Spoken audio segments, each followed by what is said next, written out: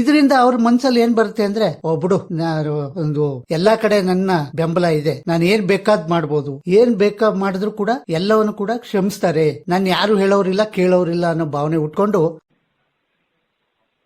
ನೀವೀಗ ಕೇಳುತ್ತಿದ್ದೀರಾ ಮಾಹಿತಿ ಖಜಾನೆಯ ಕಾರ್ಯಕ್ರಮಗಳನ್ನು. ಕೇಳಿ ಅಂತರಾಳ. ಮಧುರವಾದ ನೆನಪುಗಳು ಈ ಕಾರ್ಯಕ್ರಮ ಸರಣಿಯಲ್ಲಿ. ನೀವು ಕೇಳಿ, ನಿಮ್ಮ ಪ್ರೀತಿ ಪಾತ್ರರೊಂದಿಗೆ ಹಂಚಿಕೊಳ್ಳಿ. ಕೇಳಿ ಅಂತರಾಳ. ಅಂತರಾಳ. ಅಂತರಾಳ. ಇನ್ನು ಹೆಚ್ಚು ಉಪಯುಕ್ತ ಮಾಹಿತಿಯನ್ನು ನಮ್ಮ ಯೂಟ್ಯೂಬ್ ವಾಹಿನಿಯಿಂದ ಏನಾದರೂ ನಿರೀಕ್ಷಿಸುತ್ತಿದ್ದೀರಾ? ನಿರೀಕ್ಷಿಸಿದಲ್ಲಿ ಬೆಲ್ ಐಕಾನ್ ಅನ್ನು ಕ್ಲಿಕ್ ಮಾಡುವುದರ ಮೂಲಕ ಸಬ್ಸ್ಕ್ರೈಬ್ ಆಗಿ. ನಮಸ್ತೆ, ಮಾಹಿತಿ ಖಜಾನೆ ಯೂಟ್ಯೂಬ್ ಚಾನಲ್. ನಾನು ನಿಮ್ಮ ಗೆಳೆಯ ಗುರುಸ್ವಾಮಿ. ಸ್ನೇಹಿತರೆ, ನಾವು ಅಂತರಾಳ ಸರಣಿ ಕಾರ್ಯಕ್ರಮವನ್ನ ಪ್ರತಿ ವಾರ ಒಂದೊಂದು ಮೌಲ್ಯ ವಿಷಯದ ಬಗ್ಗೆ ಮಾತನಾಡ್ತಾ ಬರ್ತಾ ಇದ್ದೀವಿ. ಅದೇ ರೀತಿ ಈ ವಾರನೂ ಕೂಡ ತಮ್ಮ ಮುಂದೆ ಒಂದು ವಿಷಯವನ್ನ ಪ್ರಸ್ತಾಪ ಮಾಡಬೇಕು ಅಂತ ಬಂದಿದ್ದೀನಿ. ಹಾಗಾದ್ರೆ ಹೆಚ್ಚು ತಡ ಮಾಡದೆ ಈ ದಿನದ ಈ ಕಾರ್ಯಕ್ರಮವನ್ನ ಪ್ರಾರಂಭ ಮಾಡೋಣ. ಕಾರ್ಯಕ್ರಮಕ್ಕೆ ನಾನು ತಮ್ಮೆಲ್ಲರನ್ನು ಸ್ವಾಗತಿಸ್ತಾ ಇದ್ದೀನಿ. ಈ ದಿನದ ವಿಷಯ ಅಹಂಕಾರ. ಈ ಅಹಂಕಾರ ಅಂತಕ್ಕಂಥದ್ದು ಮನುಷ್ಯನ ಜೀವನವನ್ನ ಮೌಲ್ಯ ರಹಿತವಾಗಿ ಮಾಡ್ತಕ್ಕಂಥ ಒಂದು ಭಾವನೆ ಅಂತ ಹೇಳ್ಬೋದು. ಈ ಅಹಂಕಾರ ಯಾವಾಗ ಬರುತ್ತೆ ಅಂತಂದ್ರೆ, ನಮ್ಮಲ್ಲಿರೋ ಯಾವುದಾದ್ರೂ ಒಂದು ಅಧಿಕವಾದಾಗ ಈ ಅಹಂಕಾರ ಉತ್ಪತ್ತಿ ಆಗುತ್ತೆ ಅಂತ ಹೇಳ್ಬೋದು. ಉದಾಹರಣೆಗೆ, ನಮ್ಮ ಹತ್ರ ಹಣ, ಅಧಿಕ ಐಶ್ವರ್ಯ, ಸಂಪತ್ತು ಇದೆಲ್ಲ ಇದ್ದಾಗ್ಲೂ ಈ ಅಹಂಕಾರ ಅನ್ನೋದು ಬಹುತೇಕ ಜನರಲ್ಲಿ ಬರುತ್ತೆ. ಹಾಗಂತ ಎಲ್ಲರೂ ಹಾಗೆ ಇರ್ತಾರೆ ಅಂತಲ್ಲ. ಎಷ್ಟೋ ಜನ ತುಂಬಿದ ಕೂಡ ತುಳ್ಕೊಲ್ಲ ಅನ್ನಗೆ ಬದುಕ್ತಾ ಇರೋರು ಉಂಟು. ಅದೇ ರೀತಿ ಅಲ್ಪನ್ಗೆ ಐಶ್ವರ್ಯ ಬಂದ್ರೆ ಮಧ್ಯರಾತ್ರಿ ಕೊಡೆ ಹಿಡಿದ್ರು ಅನ್ನೋ ರೀತಿ ಗಾದೆ ಅನ್ವಯಿಸ್ತಕ್ಕಂತ ಕೆಲವು ಜನರು ಕೂಡ ಇದ್ದಾರೆ. ಅವರು ಕಷ್ಟಪಟ್ಟು ಆಗಿರಲ್ಲ. ಯಾವುದೋ ಒಂದು ಅದೃಷ್ಟದಿಂದಲೋ ಅಥವಾ ಇನ್ಯಾರ್ದೋ ಆಸ್ತಿ ತಮಗ್ ಬಂದಾಗ್ಲೋ ಅಥವಾ ತಮ್ಮ ಪಿತ್ರಾರ್ಜಿತ ಆಸ್ತಿ ಅವ್ರಿಗೆ ಕೈಗೆ ಸಿಕ್ಕಾಗ್ಲೋ ಈ ರೀತಿ ಬಂದಾಗ ಏನ್ ಮಾಡ್ತಾರೆ, ಅವ್ರಿಗಿಂತ ಸ್ವಲ್ಪ ಕೆಳಮಟ್ಟದಲ್ಲಿರೋರ್ನ ನೋಡ್ಕೊಂಡು ತಮ್ಮ ಅಹಂಕಾರ ಪ್ರದರ್ಶನವನ್ನ ಮಾಡುವಂತ ಜನ ಸಾಕಷ್ಟು ನಮಗೆ ಸಮಾಜದಲ್ಲಿ ಸಿಗ್ತಾರೆ.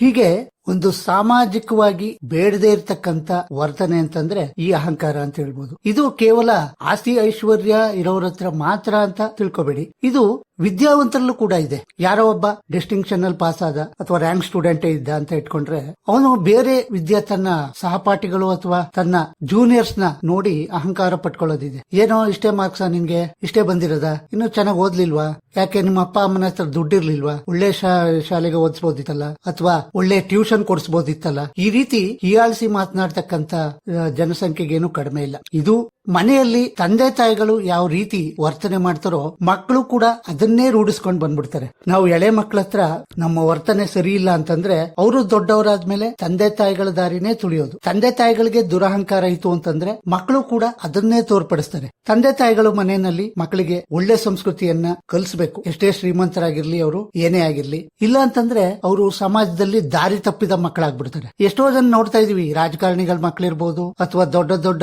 ಶ್ರೀಮಂತ ಉದ್ಯಮಿಗಳ ಮಕ್ಕಳಿರ್ಬೋದು. ಇವರು ಏನು ಅಹಂಕಾರನ ಮೈಗೂಡಿಸ್ಕೊಂಡು, ಯಾಕೆಂತಂದ್ರೆ ಕೈ ತುಂಬಾ ಹಣ ಸಿಗ್ತಾ ಇರುತ್ತೆ, ಪಾಕೆಟ್ ಮನಿ ಅಂತೂ ಹೇಳ್ದೆ ಕೇಳದೆ ಕೊಡ್ತಾ ಇರ್ತಾರೆ ತಂದೆ ತಾಯಿಗಳು ಎಲ್ಲರೂ ಕೂಡ. ಹಾಗಾಗಿ ಅವ್ರಿಗೆ ಯಾವ್ದ್ರ ಮೇಲೂ ಹಿಡ್ತಾ ಇರೋದಿಲ್ಲ. ಮತ್ತೆ ತಂದೆ ತಾಯಿಗಳು ಅವ್ರ ಬಗ್ಗೆ ಗಮನ ಹರಿಸೋದಿಲ್ಲ, ಇವ್ರು ಏನ್ ಮಾಡ್ತಾರೆ ಏನ್ ಬಿಡ್ತಾರೆ ಅಂತ. ಯಾಕೆಂದ್ರೆ ಅವ್ರಿಗೂ ಏನ್ ಬೇಕಾಗಿರುತ್ತೆ ಅಂದ್ರೆ, ನನ್ನ ಮಗ ಎಲ್ರಿಗಿಂತ ದೊಡ್ಡವನಾಗಿ ಬೆರೀಲಿ, ಎಲ್ರಿಗಿಂತ ಹೈ ಲೆವೆಲ್ ಅಲ್ಲಿ ಇರ್ಲಿ. ಈ ರೀತಿ ತಂದೆ ತಾಯಿಗಳು ನೋಡೋದ್ರಿಂದ ಮಕ್ಕಳು ಬಹುತೇಕ ಉದ್ಧಾರ ಆಗೋದಕ್ಕಿಂತ ಹಾಳಾಗೋದೇ ಹೆಚ್ಚು.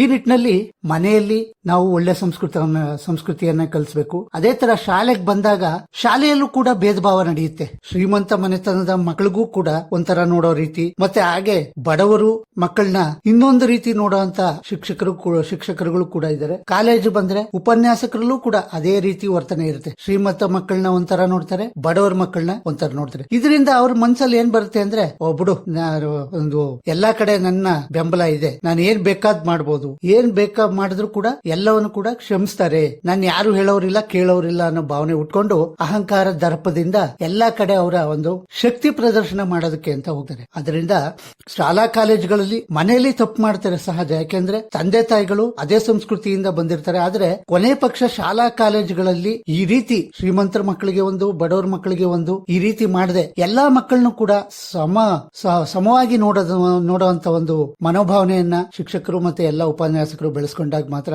ಈ ಒಂದು ಅಹಂಕಾರದ ವರ್ತನೆಯನ್ನ ತಿದ್ದಿ ತೀಡಿ ಕೊನೆಗೆ ಯಾರ ಮಾತು ಕೇಳದೇ ಇದ್ರು ಮಕ್ಕಳು ಪೋಷಕರ ಮತ್ತೆ ಶಿಕ್ಷಕರ ಮಾತಿಗೆ ಸ್ವಲ್ಪ ಬೆಲೆ ಕೊಡ್ತಾರೆ. ಹಾಗಾಗಿ ಯಾರಾದ್ರೂ ಒಬ್ರು ನೀನ್ ನಡೀತಾ ಇರೋ ದಾರಿ ಸರಿ ಇಲ್ಲ, ನೀನು ತಪ್ಪೆಜ್ಜೆ ಇಡ್ತಿದ್ಯಾ, ಬೇರೆಯವ್ರ ಮೇಲೆ ನೀನು ಅಹಂಕಾರ ತೋರ್ಸ್ಕೂಡ್ದು, ಅದು ಒಳ್ಳೆ ವರ್ತನೆ ಅಲ್ಲ, ಸಮಾಜಕ್ಕೆ ಅದು ನಿನ್ನಿಂದ ಕೆಟ್ಟ ಕೊಡುಗೆ ಅನ್ಸ್ಕೊಳ್ಳುತ್ತೆ. ಈ ಅಹಂಕಾರವನ್ನ ಬಿಟ್ಬಿಟ್ಟು ಎಲ್ಲರ ಜೊತೆ ಬೆರೆತು ಒಳ್ಳೆ ಸ್ನೇಹ ಸಂಪಾದನೆ ಮಾಡ್ಕೊಂಡು ಬದುಕು ಅನ್ನೋದನ್ನ ಹೇಳ್ಕೊಡ್ಬೇಕು. ಈ ತರ ಒಂದು ಸಂಸ್ಕೃತಿ ಮಕ್ಕಳಲ್ಲಿ ಮೂಡಿದ್ದೆ ಆದ್ರೆ ಅವರು ತುಂಬಿದ ಕೂಡ ತುಳ್ಕೊಲ್ಲ ಅನ್ನೋ ಗಾದೆಗೆ ಒಂದು ಬೆಲೆ ತಂದಾಗುತ್ತೆ. ಮತ್ತೆ ತಮ್ಮ ಅಹಂಕಾರ ವರ್ತನೆಯನ್ನ ಮುರಿದು ಸಮಾಜ ಸೇವೆಗಾಗ್ಲಿ ಅಥವಾ ಯಾರು ದುರ್ಬಲರಾಗಿರ್ತಾರೋ ಅಂತವ್ರ ಸೇವೆಗೆ ಸಿದ್ಧರಾಗಿರ್ತಾರೆ. ಆತರ ಸಿದ್ಧಪಡಿಸೋದು ನಿಮ್ಮೆಲ್ಲರ ಜವಾಬ್ದಾರಿಯಾಗಿರುತ್ತೆ. ಅದರಿಂದ ಬೆಳೆಯುವ ಪೈರು ಮೊಳಕೆಯಲ್ಲಿ ಅಂದಂಗೆ ಯಾವಾಗ್ಲೂ ನಾವು ಚಿಕ್ಕವರಿದ್ದಾಗ್ಲೇ ಅವರನ್ನ ತೀಡಿ ದಾರಿಗೆ ತರಬೇಕಾದ್ದು ಪೋಷಕರ ಜವಾಬ್ದಾರಿ. ಹಾಗೆ ಶಾಲೆಯಲ್ಲಿ ಶಿಕ್ಷಕರು ಮತ್ತೆ ಕಾಲೇಜಿನಲ್ಲಿ ಉಪನ್ಯಾಸಕರ ಜವಾಬ್ದಾರಿಯಾಗಿರುತ್ತೆ. ಹೀಗೆ